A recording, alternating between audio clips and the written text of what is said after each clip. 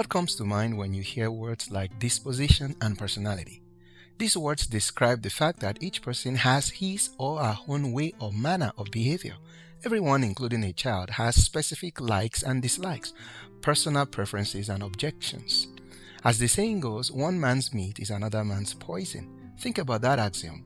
It implies that a person doesn't like something just because someone else does.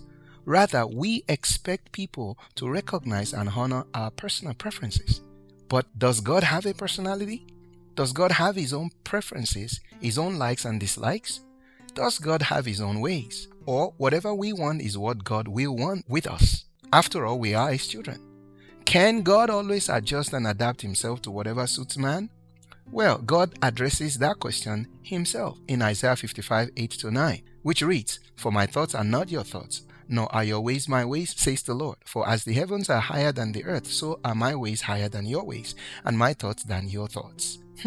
Clearly, God has His own personality. God has His own thoughts, and God has His own ways. In fact, if we think we are set in our ways, God is more set in His own ways than us. The problem is, somehow we think that our personal preferences must be okay by God. We think because God is so loving, He has to accommodate our personality and preferences. In other words, even if our meat is a poison to God, He will eat it because we are His children. It is as if God doesn't have His own fixed personality or fixed likes and dislikes. Instead, He revolves around us and adapts to us. Nothing could be farther from the truth. The absolute truth is, God can never be made into your image or mine. It can only be the other way around. God will never conform His way to yours or mine, and He can never forego His thoughts for your thoughts or mine.